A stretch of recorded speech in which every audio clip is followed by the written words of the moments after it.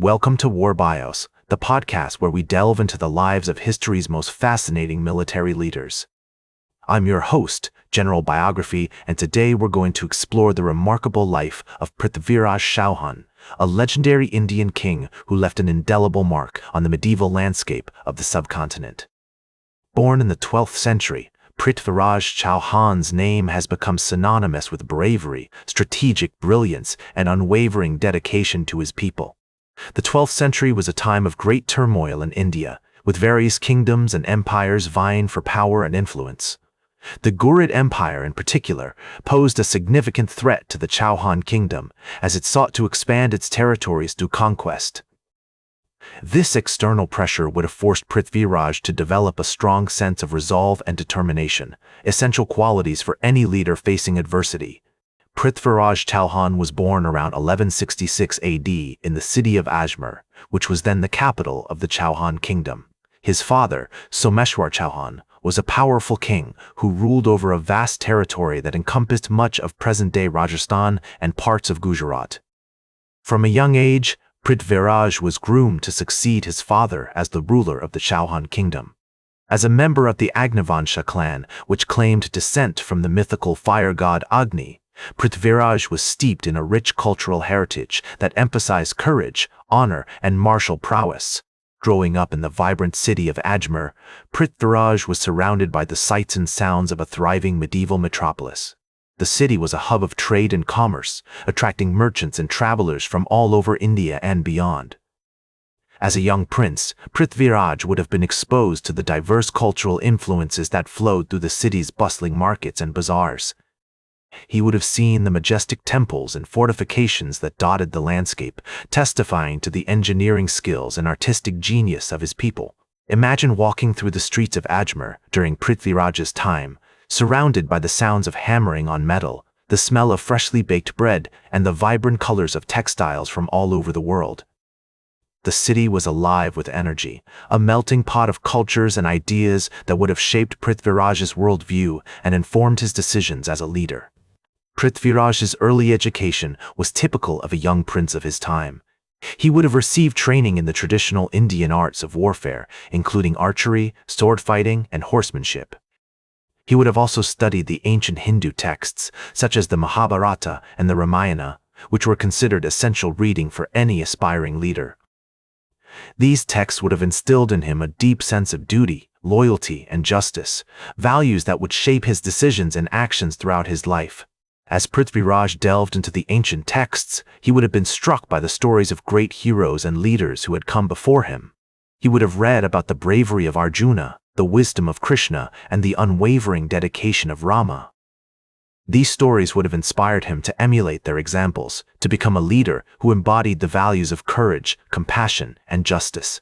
As Prithviraj grew older, he became increasingly involved in the affairs of state, often accompanying his father on military campaigns and diplomatic missions. This exposure to the harsh realities of war and politics would have tempered his idealism with a dose of pragmatism, teaching him the importance of strategic thinking and decisive action.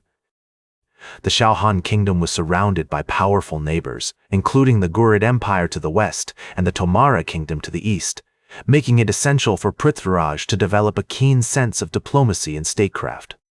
Imagine Prithviraj standing on the battlements of Ajmer, looking out at the vast expanse of the desert, knowing that beyond the horizon lay the armies of his enemies. He would have felt the weight of responsibility, the knowledge that the fate of his kingdom and his people rested on his shoulders.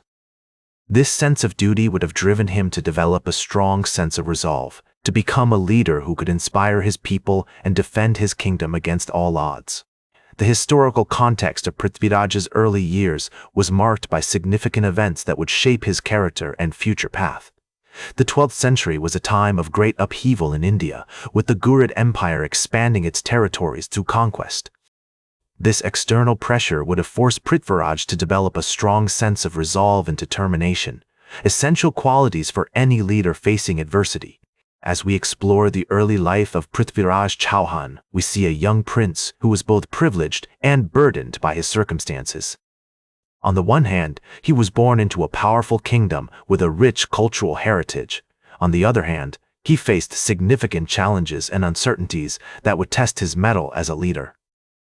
The experiences of his formative years, including his education, training, and exposure to the complexities of statecraft, would lay the foundation for his future successes and failures, shaping him into one of the most fascinating figures in Indian history. As Prithviraj Chauhan grew into his role as a leader, he became increasingly embroiled in the complex web of alliances and rivalries that characterized medieval Indian politics.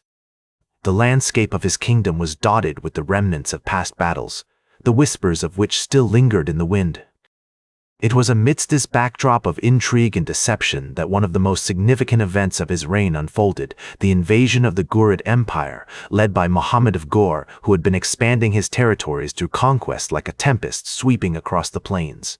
The air was thick with tension as Prithviraj's forces faced off against Muhammad's army, their armor glinting like 1,000 tiny mirrors in the scorching sun. According to historical accounts, Prithviraj's army was largely composed of cavalry and infantry, while the Ghurids relied heavily on their archers and horsemen, a disparity that would test the mettle of both commanders. The battle itself was a masterclass in tactical maneuvering, with Prithviraj's forces employing a series of clever feints and flanking maneuvers to outmaneuver the Ghurid army. The Chauhan king's tactics were akin to a finely crafted puzzle, each piece clicking into place with precision and purpose. As the dust settled on the battlefield, it became clear that Prithviraj had emerged victorious, his forces having inflicted heavy losses on the Ghurids. This triumph cemented Prithviraj's reputation as a skilled military leader and earned him widespread recognition among his contemporaries. The Delhi historian Minhaj-e-Siraj would later write, "The fame of Prithviraj's bravery and valor spread far and wide, and the people of India began to look upon him as a hero, a warrior king who had defended his kingdom against all odds." The news of his victory sent shockwaves throughout the subcontinent, with neighboring kingdoms taking note of the Chauhan king's military prowess. As Prithviraj's power and influence grew, so did his reputation as a patron of the arts and literature. He was known to have supported numerous poets, writers, and musicians, including the famous poet Chand Bardai, who composed the epic poem Prithviraj Raso in honor of the Chauhan king. However, despite these achievements, Prithviraj's reign was not without its challenges and controversies. He faced opposition from within his own kingdom, including rival claimants to the throne and discontented nobles who resented his authority. The Ghurid Empire, meanwhile, continued to pose a significant threat to Chauhan power, and Prithviraj would eventually face another invasion by Muhammad of Ghor in 1192. The Second Battle of Tarain, fought on November 19, 1192, marked a decisive turning point in the struggle between the Chauhans and the Ghurids. Although Prithviraj's forces put up a valiant fight, they were ultimately defeated by the superior numbers and tactics of the Ghurid army. The Chauhan king himself was captured and later executed, marking the end of his reign and the beginning of a new era in Indian history. As the news of Prithviraj's defeat and death spread throughout India, it sent shockwaves through the royal courts and kingdoms of the subcontinent. His legacy, however, would endure for centuries to come, inspiring generations of Indians with his bravery, valor, and unwavering dedication to his kingdom and his people. In the aftermath of Prithviraj's death, the Chauhan kingdom was plunged into darkness, its people mourning the loss of their beloved king. However, even in death, Prithviraj's legacy continued to shape the course of Indian history. The Ghurid Empire, which had risen to prominence on the back of Muhammad of Ghor's military conquests, would eventually give way to the Delhi Sultanate, a new power that would rise from the ashes of the old. As the centuries passed, Prithviraj's name became synonymous with bravery and valor, his story inspiring countless generations of Indians. The epic poem Prithviraj Raso remains a powerful symbol of Prithviraj's enduring legacy, a reminder of his unwavering dedication to his kingdom and his people. As the Delhi Sultanate rose to power, Prithviraj Chauhan's legacy continued to inspire generations of Indians, its impact echoing through the centuries like a resounding drumbeat on the battlefields of history. Despite his tragic end, his bravery and valor in the face of overwhelming odds had become a beacon of hope for those resisting foreign invasion, illuminating the dark landscape of conquest and oppression. In the centuries that followed, Prithviraj Chauhan's name became synonymous with patriotism and courage, his story woven into the fabric of Indian folklore like a rich brocade. The great Indian poet Chand Bardai, who had composed the Prithviraj Raso in his honor, remained a revered figure in Indian literary circles, and his work continued to influence generations of poets and writers, shaping the very language and imagination of the subcontinent. As the ages passed, Prithviraj Chauhan's legacy extended far beyond the borders of India, carried by traders, travelers, and scholars to distant lands like a precious cargo of spices and textiles. His story was retold in the courts of sultans and emperors, inspiring similar tales of bravery and resistance, as the echoes of his valor resonated across the vast expanse of the ancient world.